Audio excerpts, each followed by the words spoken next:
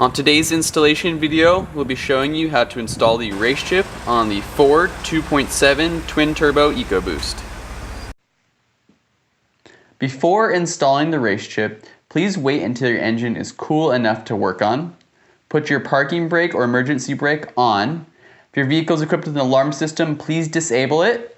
Pop the hood, roll up the windows, close the doors, and press the lock button on your key fob and move that key fob 30 feet away. You're going to wait about 10 minutes after for all the electricity to clear from underneath the hood. After waiting for the engine to cool off and the electricity to clear, the first step is to remove the engine cover. It's going to be two 10mm bolts. One will be right here next to the oil fill up. The other one will be right here behind the V6 logo. With the two bolts removed, simply lift up and pull away for the engine cover. To locate the A connection going to the turbo boost pressure sensor, we first need to remove the plastic skid plate. To remove the skid plate to get access to the boost pressure sensor, we used a 7/32 to remove 9 screws and a 9/32 to remove 2 screws and 1 plastic locking pin. Next up is to gently remove the plastic locking tab from the skid plate, and you now can have access to the turbo boost pressure sensor. After you've dropped the pan and located the boost pressure sensor, next is to fish the A connection down below. This might be a good chance to grab a second hand or another person if you have it to help you fish it down. We're going to go behind the windshield washer fluid here and into this little gap behind the headlight. So your A connection to your boost pressure sensor will be right here after the intercooler. So you can reach your hand up in there. There will only be one sensor. You're going to pull back on the locking tab. You're going to simply pull back on the white locking tab until it clicks, and then press down. Then we're going to take the male end of the OEM sensor plug and insert it into the female end of the RaceChip wiring harness. Then take the male end of the RaceChip wiring harness and insert it into the OEM sensor. Lock it in place, and you're good to go. With the A connection securely made, we're going to put the plastic pan back together before we move on to the B connection. With the A securely in place, next up is the B connection to the manifold absolute pressure sensor. We're going to simply pull back on the white locking tab until it clicks, and then press down.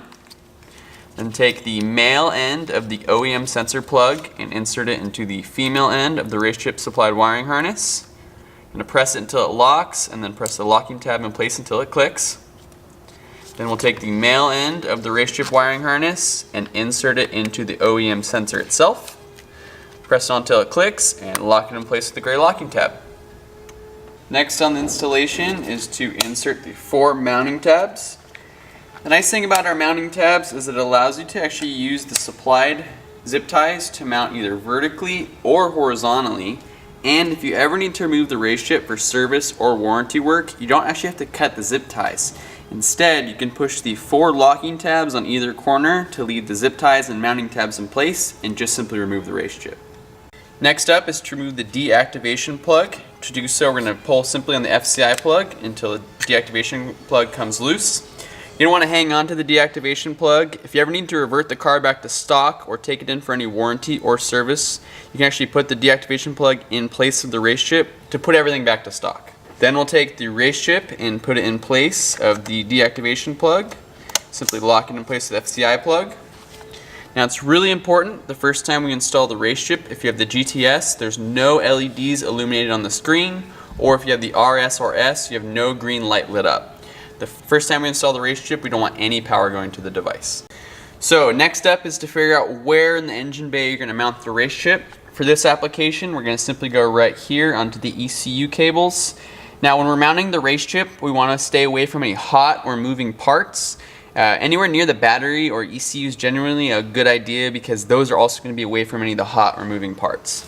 If you are going to mount onto the wires like we are here, it's really important you don't zip tie too tight to pinch off the electrical cables, or if you're going to mount on any fluid lines, you're not going to restrict the flow of the fluids. We're going to use the two longer of the supplied zip ties and mount vertically right here on the ECU cables.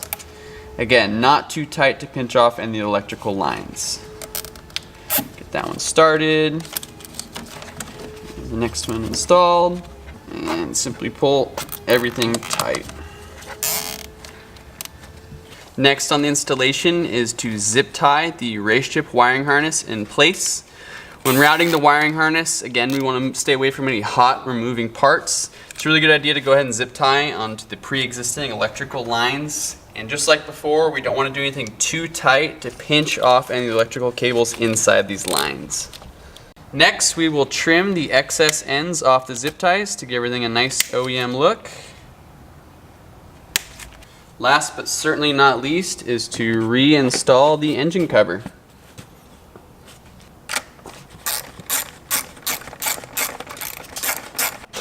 Start in the default setting of the RaceChip for the first time you test drive the car. If everything works great, you can then move the RaceChip to the next level up. Be aware that the car needs some time to adapt before releasing the full performance upgrade. Now, get out, drive, and enjoy your RaceChip.